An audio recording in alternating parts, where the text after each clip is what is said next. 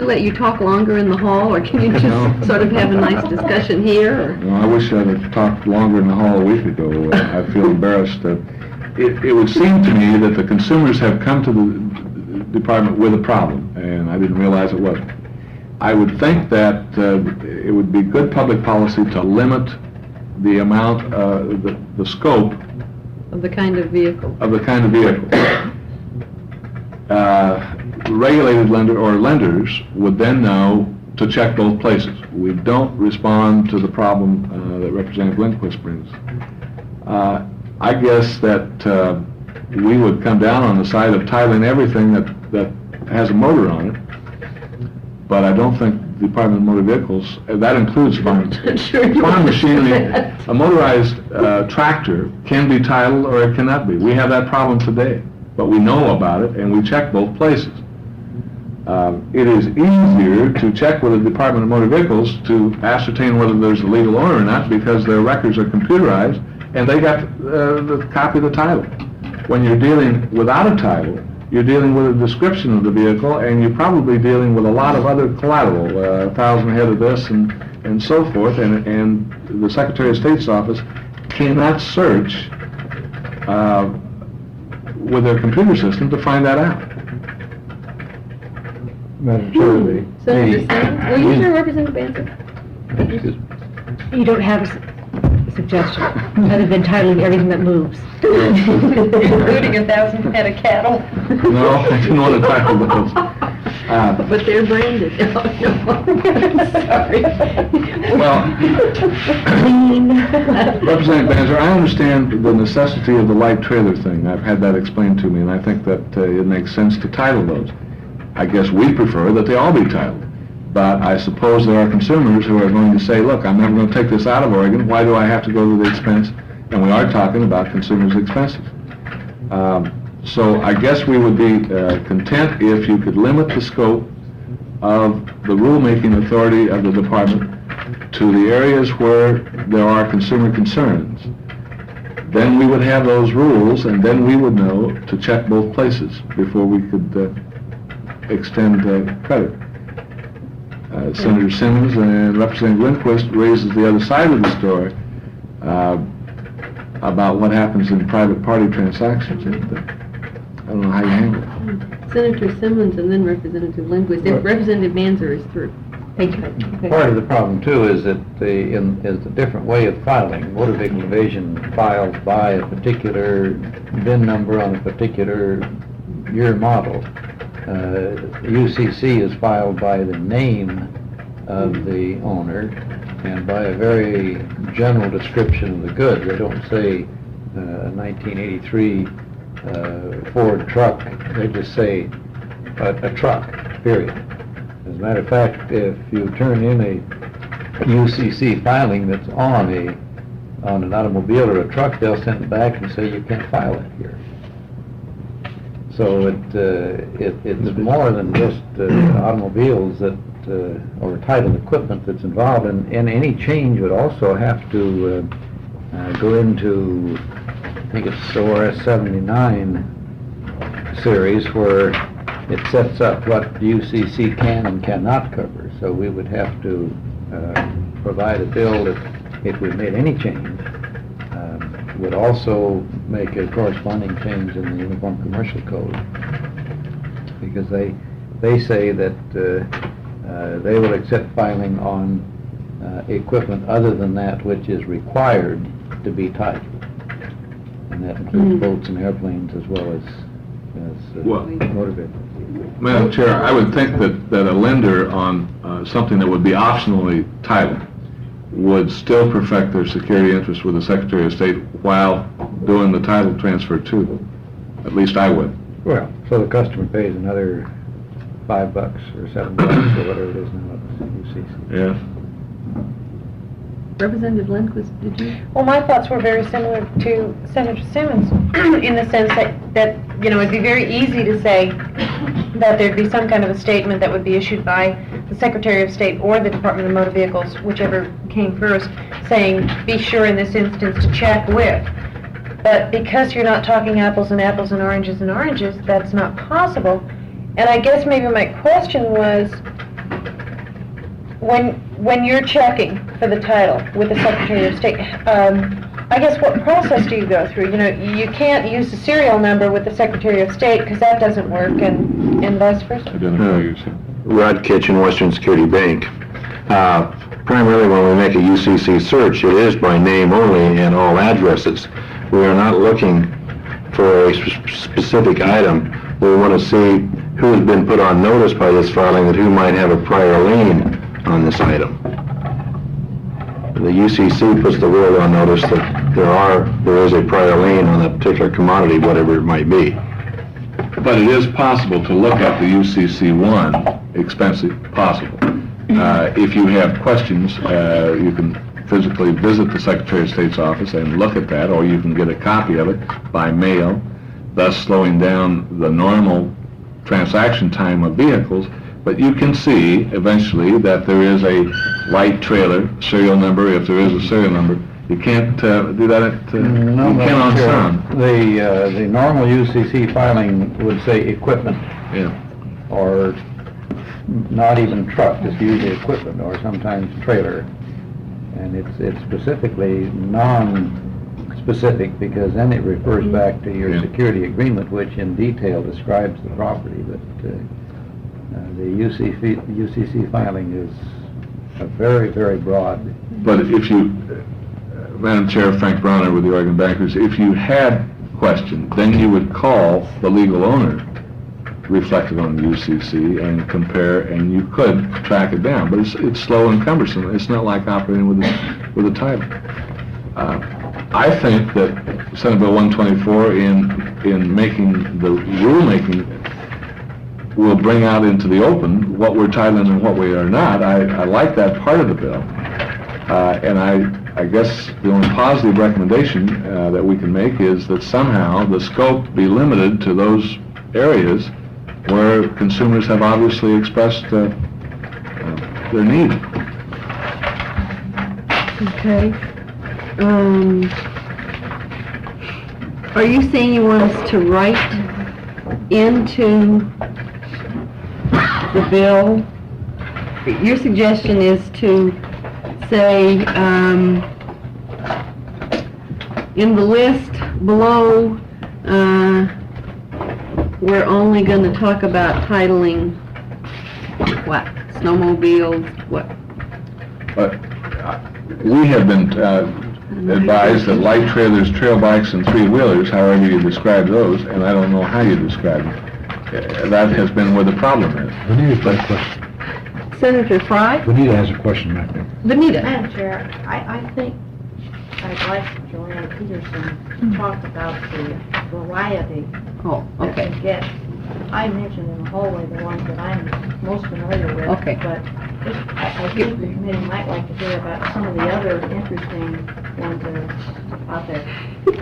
Joanne, give us the list.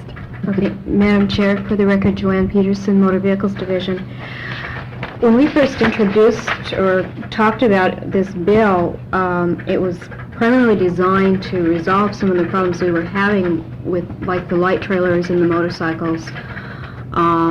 Race cars might be another example, or an antique car that isn't registered, but somebody wants a title on it to maintain their ownership records.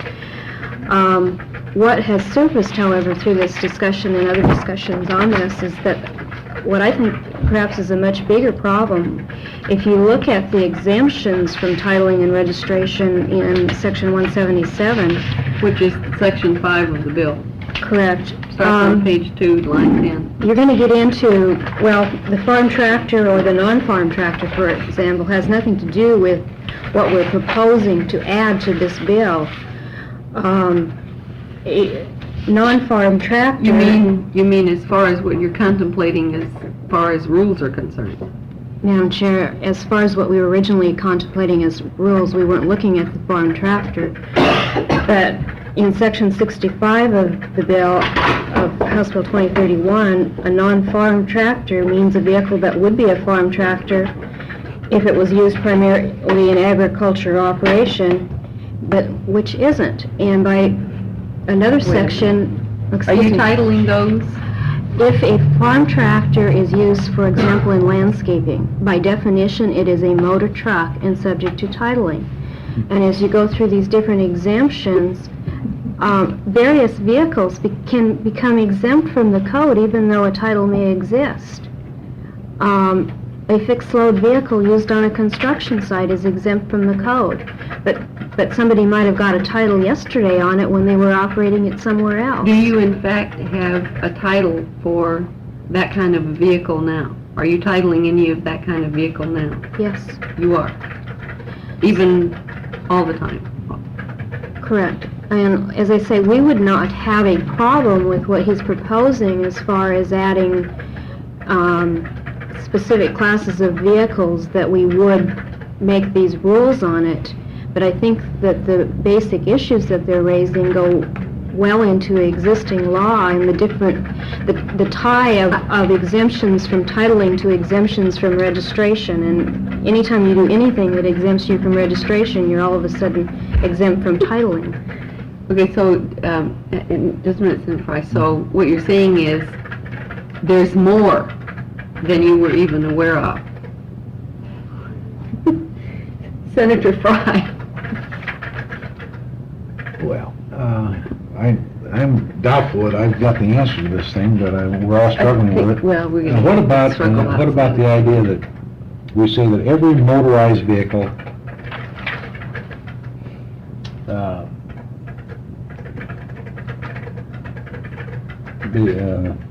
well, at the time a security interest is taken in a motorized vehicle, it's done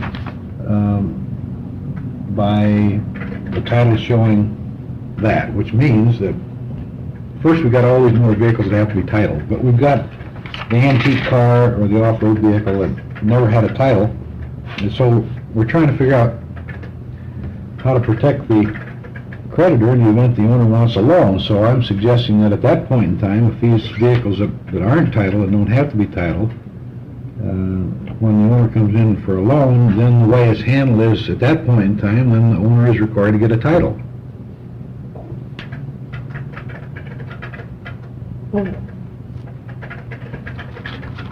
You mean when someone comes to, that's what they're telling them now? Yeah, apparently that's the advice some lenders are giving now. You mean write it into law that when they come in to a lender and it's a vehicle of that sort, that it, by statute, Wouldn't have to have a title. be because, required to have a title. as I understand it, the problem is... In other words, write into the law what a lot of people are asking to have done right now that's really illegal without this bill. Yeah, in a sense. But the problem, as I understand it, is that the real problem is we have two places that we have to look very often, and I'm trying to figure out a way where we only look to the Motor Vehicles Division records, and that's the end of it. And so whenever you lend on any untitled motor vehicle, then it can only be done by going through the process of a title, lien on the title. Now, that's just probably no better idea than anybody else has had, but... Well, let's try to get all the ideas out and then let's fix it up with the several people working on it. Representative Harper? Well,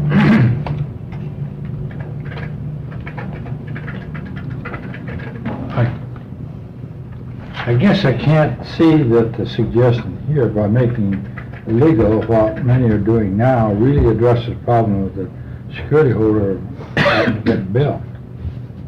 If you got a title, unless there was some requirement when you got the title that your ownership was free and clear, you just make legal what the problem is now. And another thing I can't get a handle on is, of course, we're trying to protect somebody and going down the road trying to create a risk-free society. And so I wonder, is the problem big enough to do all this fussing about? You know, do we have any examples of anybody getting built on a light trailer or having a security interest holder in the boondock somewhere and nobody knew about it? Or are we building the problem? Madam Chair, think Representative Harper raises a very good question. Obviously, since I wasn't aware that you could title a light trailer or a trail bike, I am not aware of anybody losing anything because they have been titling. I do not see it. However, we're going a little further with Senate Bill 124, and we're permitting rules to be issued on several things that are not now a concern. And I guess making Only sure- if the rules cover the entire list. Yes, I understand Which- that, but the proposal would be that it would cover the entire list. And I'm a little concerned, and I would think that DMV would be concerned about issuing a title showing no legal owner when perhaps there is one that has been perfected at the Secretary of State's office. And inadvertently, the consumer forgot that they did owe money on what they'd requested to be titled. I'm concerned about some inadvertent fraudulent conveyances of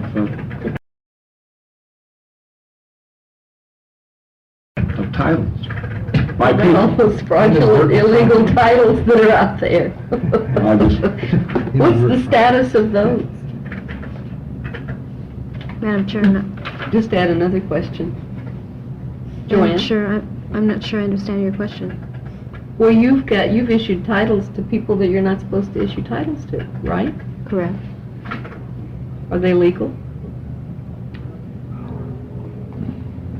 Madam Chair, one of the other things that this bill does, which was a void in the current statutes, in Section 3, it says if this state has issued a certificate of title for a vehicle, the vehicle shall remain titled by the state and subject to all of the provisions of the code unless one of two things occur, basically it being registered in another jurisdiction or that it becomes no longer subject to titling. This also gets back into where, say that trailer may have been registered and titled at this is a registered weight, mind you, not the manufacturer's weight that it's allowed to hold. Say you register a trailer at 1801 and declare that's the weight you're going to carry on it. You legally have registered and titled that vehicle. You sell it to the next person and they aren't going to haul that heavy of a load, so it's no longer eligible for a title. Is that title still valid? And that was one of the questions that we had too, in which why we put this particular phrase in there. Well, Section 3, of course, isn't law. Correct. So, So, I'm sure. Senator Well, Frye. there's certainly going to be a period of time, maybe 5 years or however long we could reasonably expect the security interest filed with the Secretary of State to be in effect. But my thought was simply to say that to perfect a lien on any motor vehicle in Oregon, you had to do it with the Motor Vehicles Division. And that's the only way you could do it, period. Well, right now, of course, you would have to check the Secretary of State's records, but at some point in time, eventually, you'd only have to check in one spot. And you couldn't get a loan unless there was a title, so, or at least, if you were the lender and that was the only way you could perfect your lien, then you want to make certain that the borrower got a title. That's the way to go. Representative Lindquist? I just have one question. Joanne, I'm not sure what the definition of motor vehicle or vehicle is. Would a boat come under that? It's a motorized something or other. Madam Chair, Representative Lindquist, a boat would not come under the definition of a vehicle. However, the vehicle definition is quite broad. One of the other bills that is up for this evening, for example, we're eliminating some of the exemptions, including the term baby buggies. By strict definition, I suppose that a baby buggy is a vehicle, I think a wheelchair is too. but since there is a, Motorized, too. Yeah. so if you get into the term vehicle, I think you would need a better definition if you didn't want to bring back in certain things that right now are pretty obviously aren't vehicles. But I don't know that anybody would necessarily loan money on a baby buggy either, so. Some of these motorized wheelchairs run up into quite a few bucks and they're financed. They are definitely financed.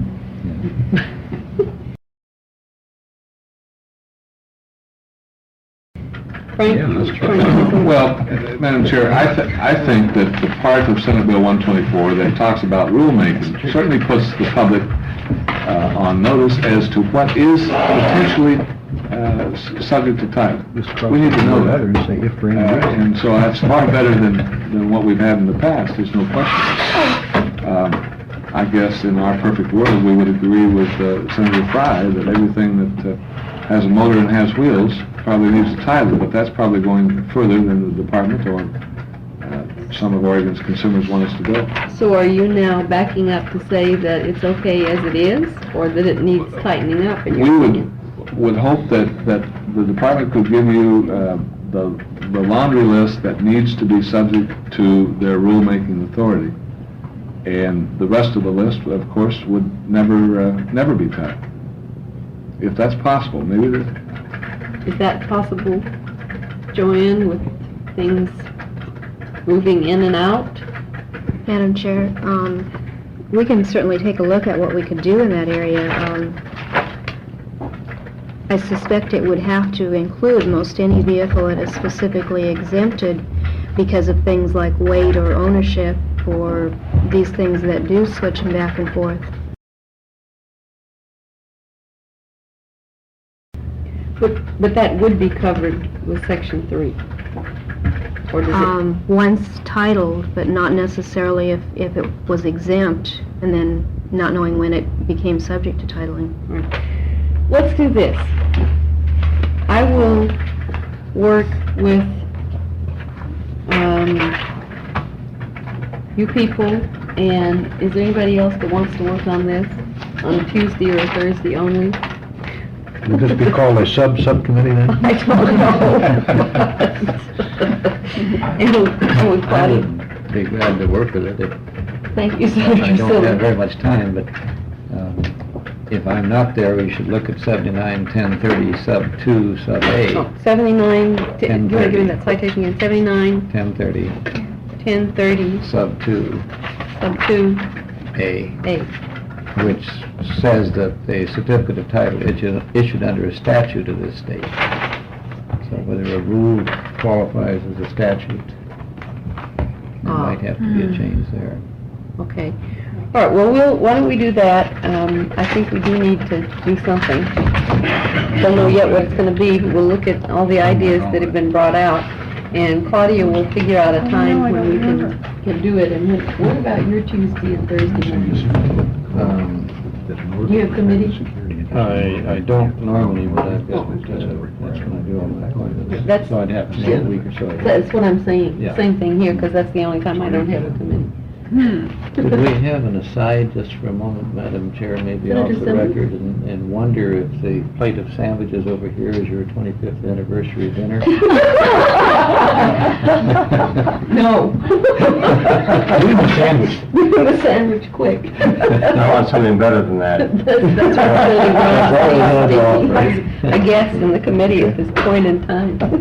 What are we going to have, go to next, Claudia? Madam Chair? Representative Harper?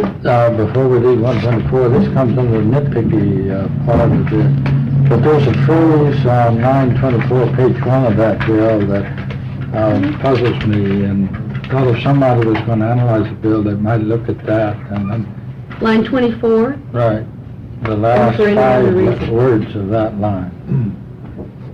That sometimes after the issuance of the certificate of title by the state, the vehicle becomes eligible for an exemption from titling under section 777 or for any other reason. Seems to cover everything thoroughly. We will look at that. Yeah. Okay, thank you. Okay, Claudia, where are we going next? Well, let's see, we're taking them in order like this. We just, okay, we're going You wanna next to have an Senate order Bill of minutes? 211. Sure. We skipped 208. Did you want to just, You can go in whatever, from now on. why don't we go back to 208? Why don't you just go in order? 211 has more people signed up for it. Oh, I'm sorry, 211 has more people signed up for it, so we'll take 211 next.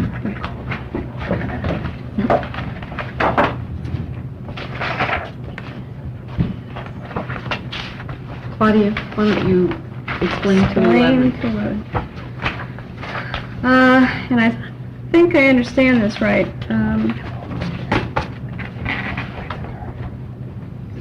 This bill, by the way, was requested by the Motor Vehicles Division. It is not a bill from the interim committee. Right now, certain vehicles which do not meet federal standards relating to safety, air emissions, and I imagine there are some other standards, are brought into the country and for whatever reasons are not caught by U.S. Customs. DMV would like the authority to refuse to title such vehicles. Senate Bill 211 gives DMV the authority to refuse to issue a title if the vehicle has not been certified as meeting federal standards. Okay, Joanne Peterson? Also signed up to testify is Rich Keister from the auto dealers. Madam Chair, for the record, Joanne Peterson with Motor Vehicles Division. Senate Bill 211 covers certain imported vehicles commonly referred to as gray market vehicles. These vehicles are ones which have not been manufactured to U.S. safety and emission standards. People other than the manufacturer are allowed under federal law to import these vehicles on the condition that the vehicles will be modified to meet U.S. standards.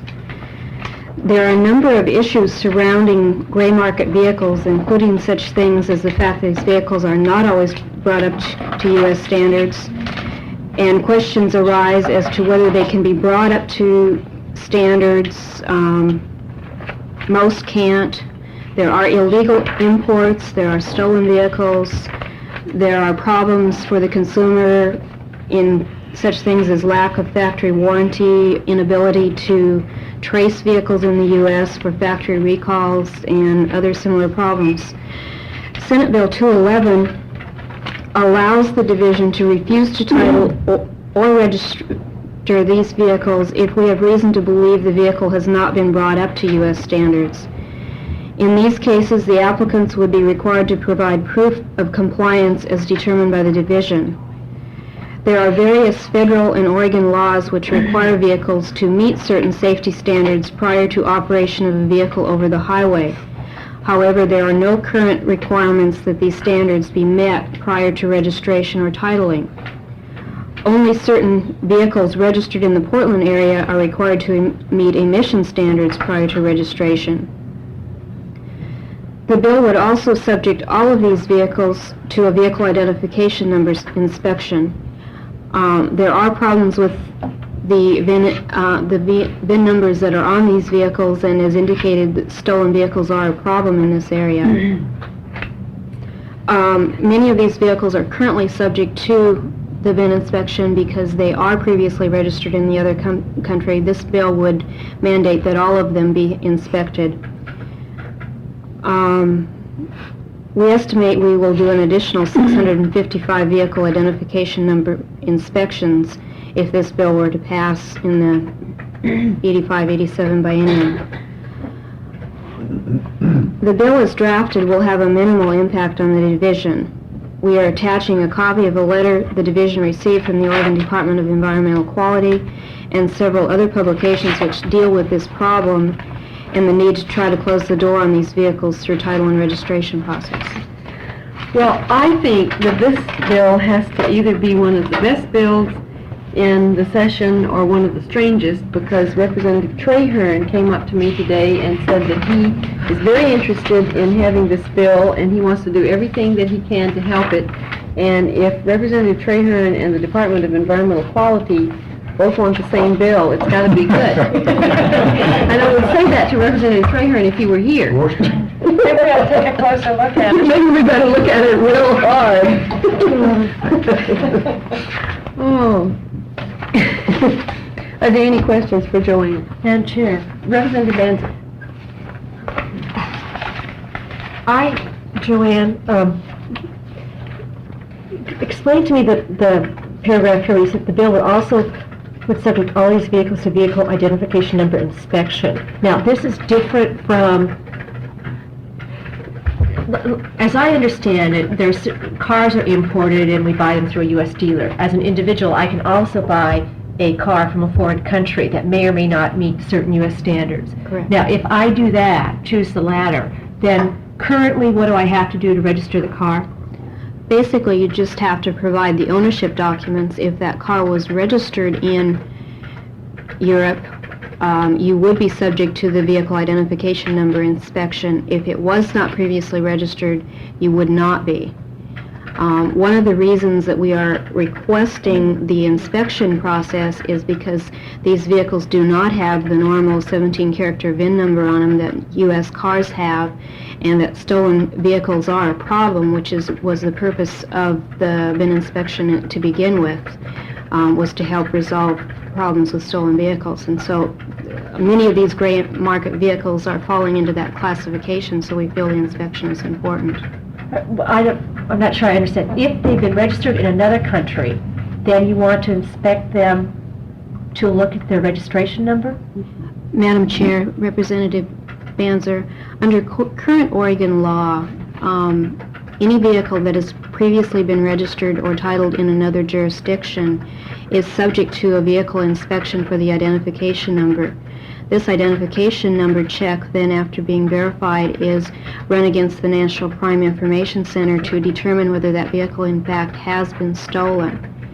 Now, some of these vehicles in question would already fall under that statute because they have been previously registered in another jurisdiction, but not all of them. And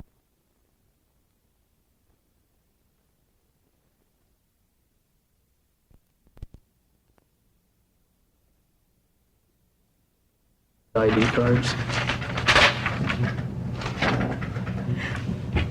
It is a warm, fuzzy bill, isn't it? Are there questions for Dennis? Ways and Means won't like it, look at all the money it cuts out. Well, over 22,000 a year. Representative Lindquist?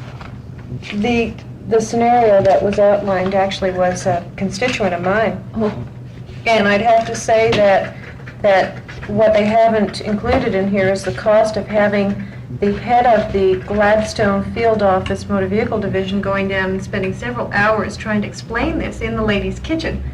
And so I was very pleased that they agreed to refund the money, and I really think the bill is necessary. Representative Lindquist recommends that we recommend this bill to the full committee with a do pass recommendation. Is there any discussion on that suggestion? Madam Chair. I'm sorry, we do have some minutes. Representative Harper? Well, I want to make a comment. I have had only one person, I guess, talk to me about this bill, or not this bill, but the provisions that are situation. there. The additional dollar, and it would happen to be a lady, and she just about took the top of my head off because she liked to go to the motor vehicle department and get her renewals and so forth, and she severely objected to paying the extra dollar. And Okay. so I don't know that this bill will help her one little bit, because I don't think she fit any of the inspection sections here, but I guess I'll refer the lady to Dennis the next time. Okay. There are some proposed amendments that need to be run through Legislative Council on the way and have prepared for the full committee. Is there any objection to the recommendation that it go not? So ordered. Okay, next.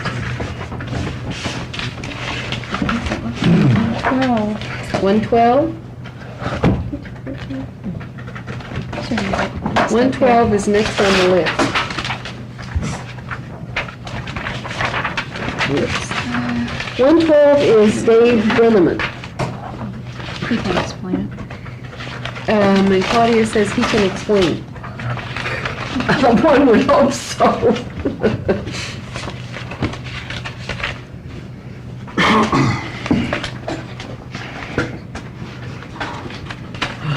Okay. Dave,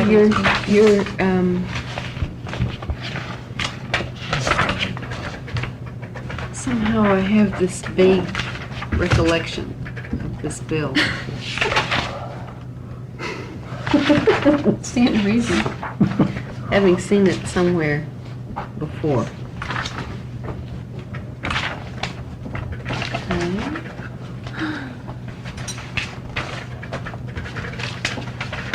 Okay.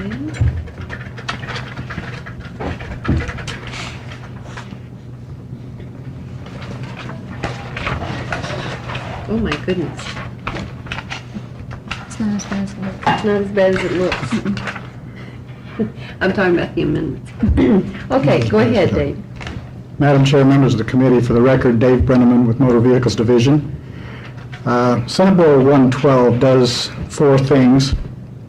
Section 1, excuse me. Section 1 adds a reference to transporters that was inadvertently left out of Chapter 338 Oregon Laws 1983. Section 2 deletes a clause that was inadvertently included in Chapter 338 and if not removed could cause some confusion. Sections 3 and 5 of the bill change the word duplicate to the phrase replacement or additional in reference to dealer plates, and this is consistent with other changes made throughout the code revision. Section 4 of the bill removes language that limits the issuance of mobile home trip permits to dealers and transporters only. And this limitation is not in the source statutes. During testimony on Senate Bill 100 on February 18th of 1985, the division cited several errors in that bill and proposed using Senate Bill 112 as the means to correct those errors. The proposed amendments we have submitted make changes to the language of Chapter 338 as amended by Chapter 16, Oregon Laws 1985, which is enrolled Senate Bill 100.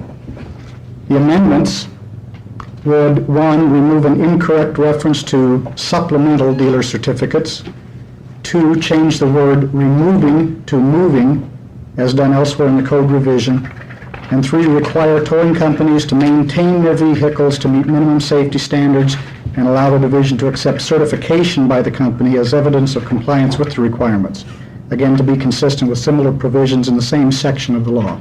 Okay, now wait a minute. So all you're doing is saying that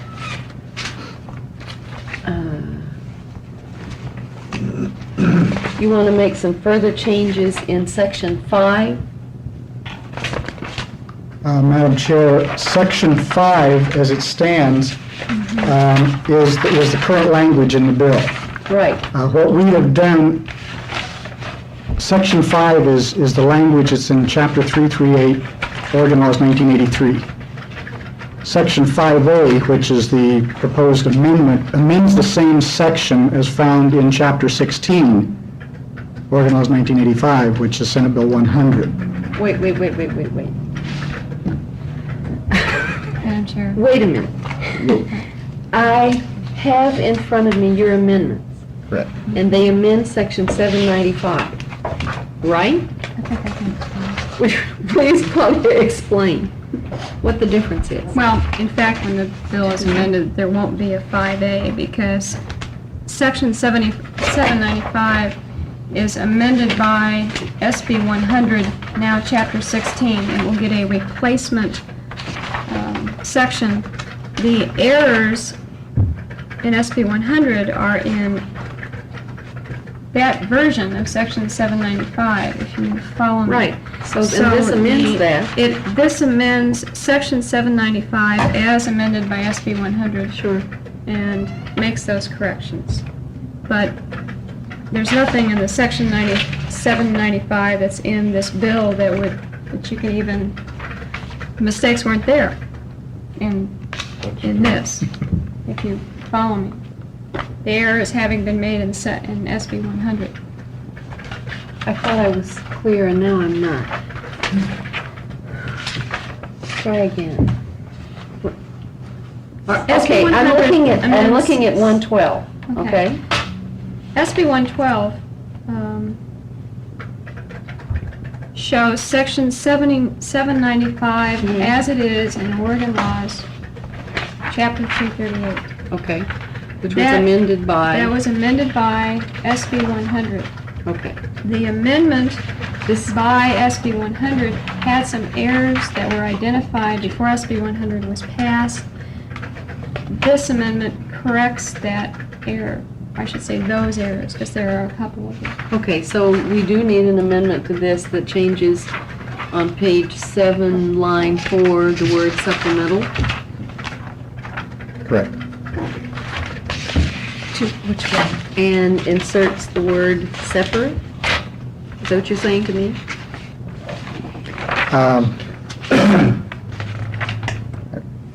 I'm not sure where you're at in the bill, Madam Chair. I'm on your amendments, page 3 of 8, which is the language that's, whoops. This, Madam Chair, on page 3 of 8 of the proposed amendments is the language that's in Senate Bill 100. Okay, I Okay. got you now. And all we're doing here is taking out the word supplemental. Okay, so you're just I see. Okay, now I know what it is. And then they're just adding everything to the end of the bill, Right. Correct. giving us I got it 5 now. more pages, Okay. 8 more pages. Okay. Okay, is there any more discussion on this bill? Representative Lindquist? I'm sorry. Oh, no, it's okay. On the page 7 of your amendments, where you talk about the division accepting certification of the towing company that their vehicle meets compliance, do the towing companies have to pay a fee for being inspected and certified? Okay, no, wait, let me back up. Is anybody inspecting them at this point? Madam Chair, Representative Lindquist, the division is inspecting these vehicles Okay. to ensure compliance. We do a random sample, 10% of the vehicles a year. Okay, do the towing companies pay a special fee for inspection and certification or something like that? I mean, okay, my question is, are they going to be inspecting the vehicles themselves and sending in their $10? At the time, Madam Chair and Representative Lindquist, at the time that a vehicle is brought into the program as a tow recovery vehicle, and we issue the plates, at that point, they certify to the fact that they meet the insurance requirements and that their vehicles comply with the requirements in statute and rule. We do annually a 10% inspection on the vehicles to determine whether or not those vehicles are in compliance. We do not inspect them up front. So it's, if you lie to us on the certification, we're going to catch you, and you don't know when we're going to get you. Just like our insurance random sample. Very similar. Okay, so it's not a situation where the tow truck operators are going to be coming into us next session saying, you know, gosh, in the past we paid our fee and we got something for it because they inspected us, but now we're paying the fee and we're inspecting them ourselves. I hope not, because we're planning in another bill to lower their fees. You're planning to what? We've proposed to lower their fees in the fee bill, so They shouldn't They shouldn't complain complain. about that one. Okay, thank you. Okay. Okay. Are there any more discussion on this? Is it acceptable to the subcommittee to recommend it to the full committee with the amendments? Okay. So move if we need a motion. Is there any objection to that? So ordered. Onward to 113. Now they're starting to get bad. Are these getting to be bad ones, Claudia? These are just tedious.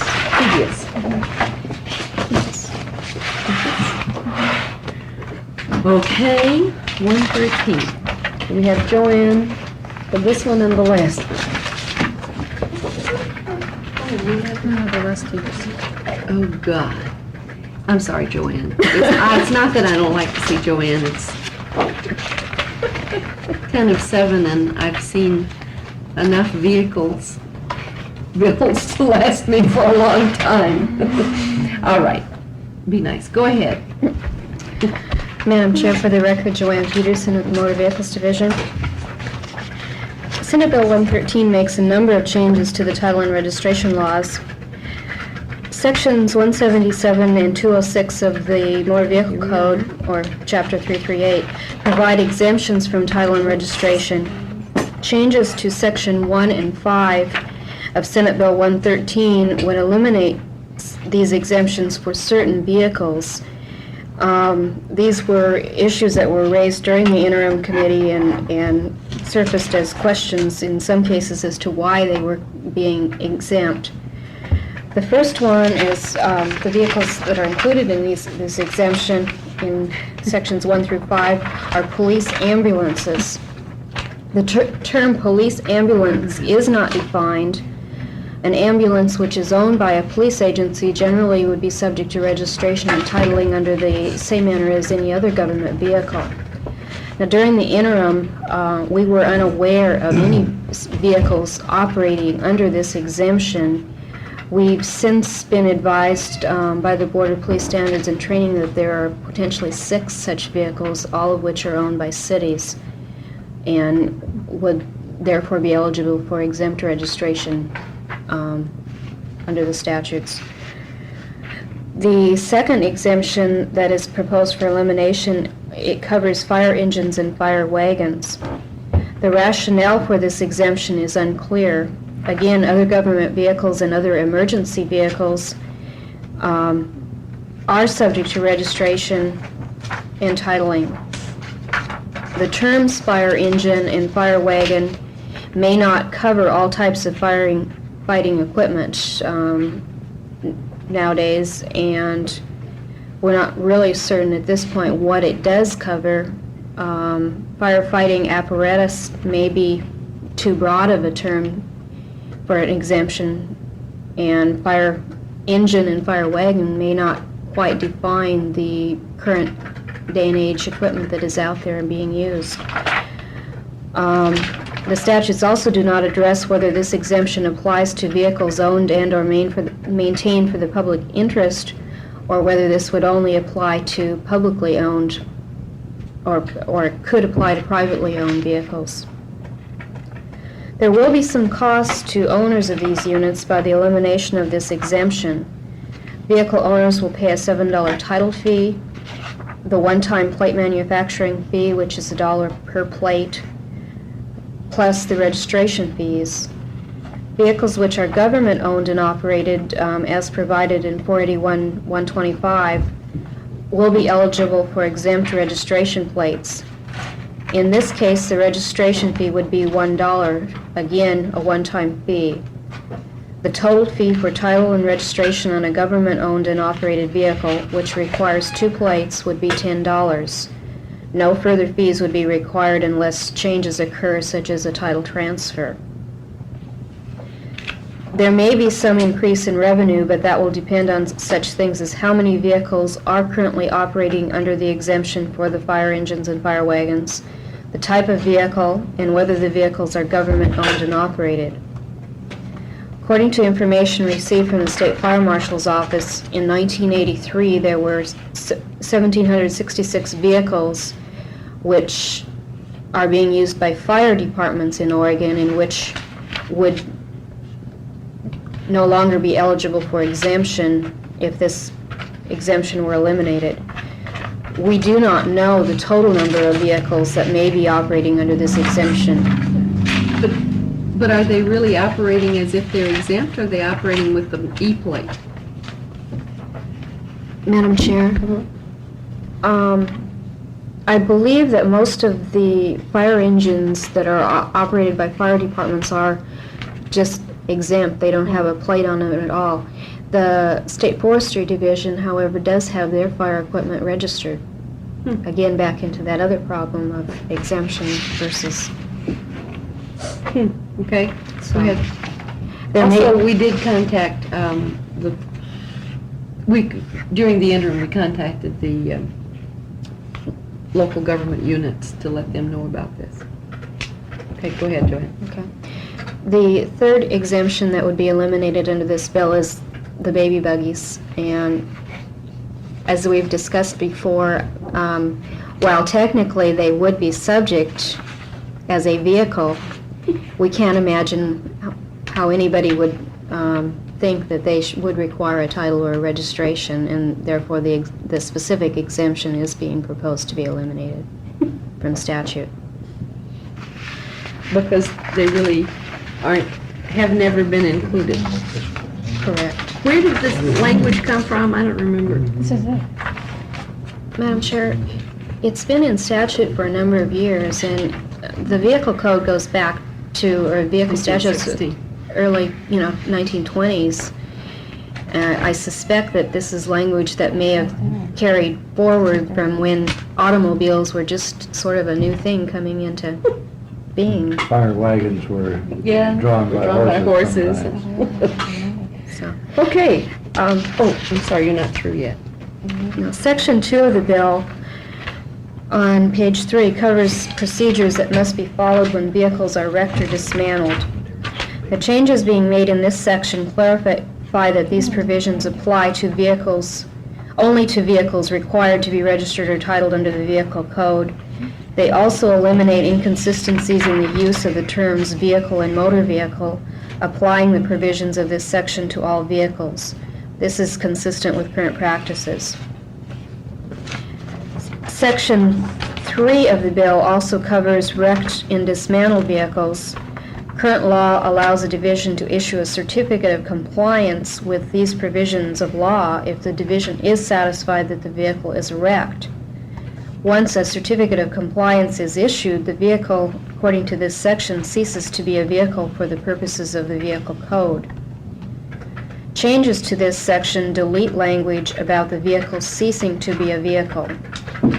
Vehicles which are wrecked may be abandoned, they may be towed, and other things can occur which should subject the vehicle to the provisions of the code. And we feel to say that the vehicle ceases to be a vehicle just simply because it's been wrecked out is much too broad and could lead to a number of problems or questions. Yes. Section 4 deletes a reference on page 4 of the bill, deletes a reference to the word foreign.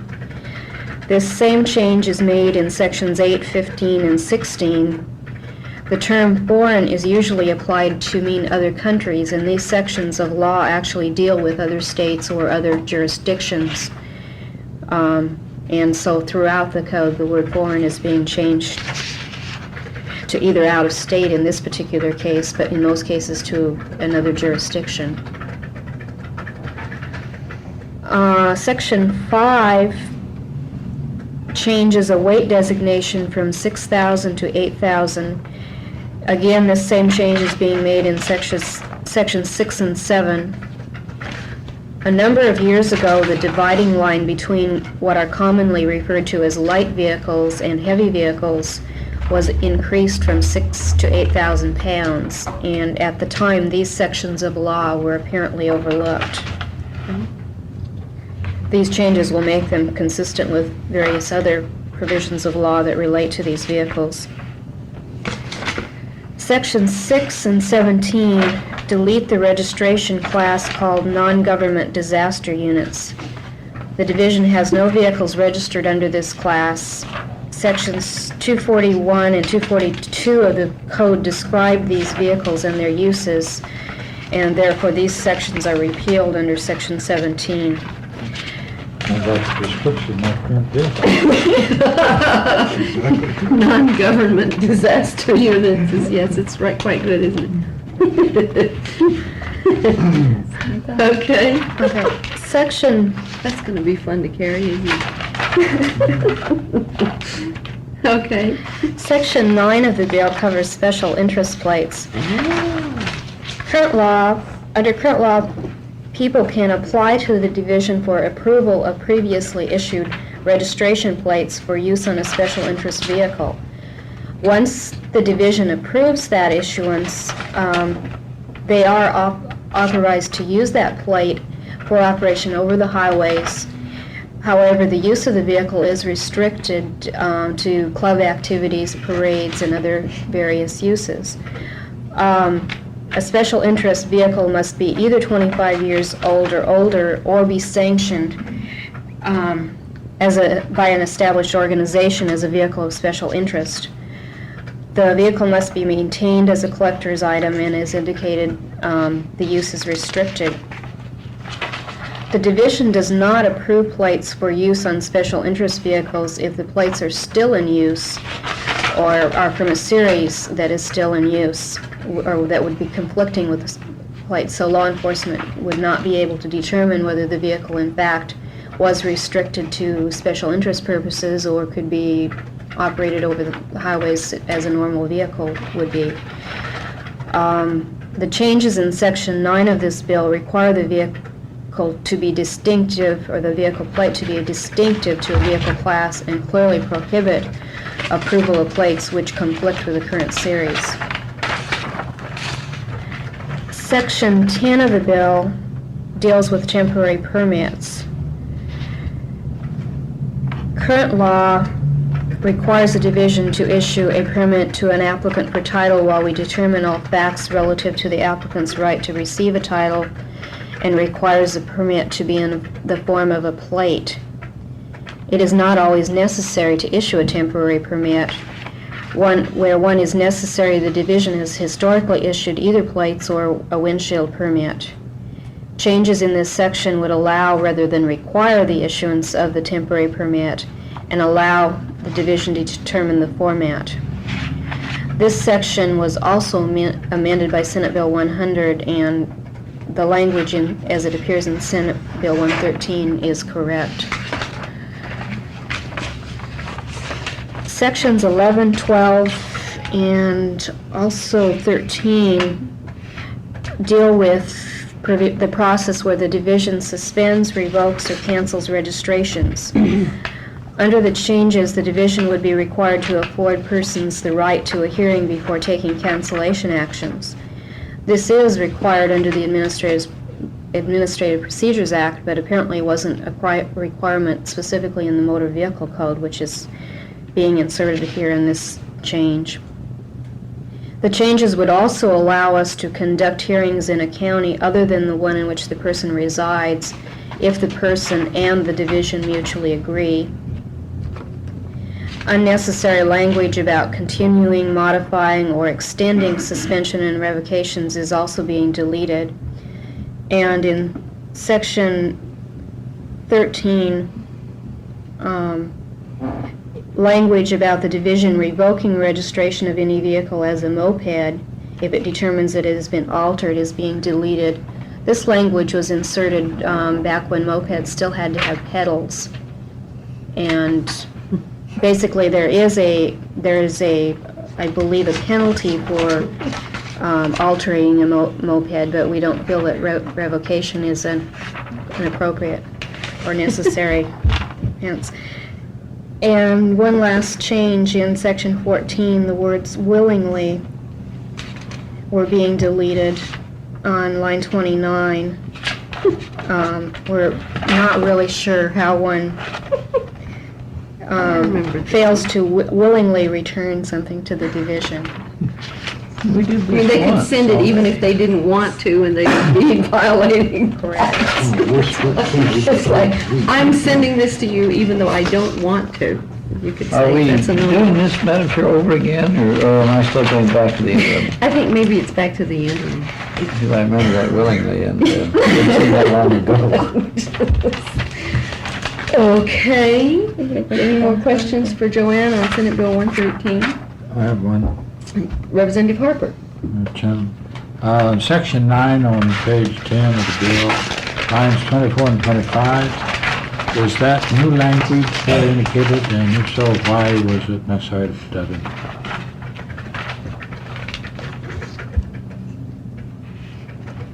Madam Chair, Representative Harper, it is new language. When the special interest plates were first enacted, the vehicles had to be 25 years old, and at that time, some of our newer plates that we still have on the road were not in use, or were not eligible for, well, let me start over. Most of the special interest people who want a special interest plate want a plate on their vehicle that was issued at the same year model their vehicle was manufactured. And as I indicated, when the special interest legislation was first enacted, this really didn't pose a problem because we were dealing with 1940 or 1930 vehicles. We are getting into the newer vehicles in the special interest class, plus even a brand-new vehicle, if it was sanctioned by a special group or a recognized group, could become a vehicle of special interest. We have received some requests to approve, for example, a farm plate, the three-letter, three-number combination plates that we are now using, and some of the old Pacific Wonderland series, which are still in use for regular vehicles to operate over the highways with no restrictions on their use. And we have not approved those because it basically would not allow law enforcement to determine whether that vehicle was in fact in violation. And in fact, the special interest vehicle plates are permanent. They don't have to get stickers on them. They don't have to, in fact, they don't want stickers on them other than possibly an old sticker that would deflect or reflect the year model that it was manufactured. And so we haven't approved that, but we wanted to raise the policy issue and make clear in statute that that wasn't what was allowed. Further questions? What year was last year we used that Pacific Wonderland, when did Pacific Wonderland series go out? Madam Chair, Senator Fry, they were issued in the 1950s, and I believe we started the new series in the 1960s. However, they are still in use. We did not reissue them, and so they are out there and people renew them, and they... But if your car was a 1959 car, you couldn't go get a set of those, I don't suppose, could you? Madam Chair, Senator Fry, they are out there, and until last session, you could transfer them. You know, if you could obtain them from somebody, you could transfer them. Last session, there was a law change that would prohibit the transfer of ones that weren't not currently being issued. Another mistake.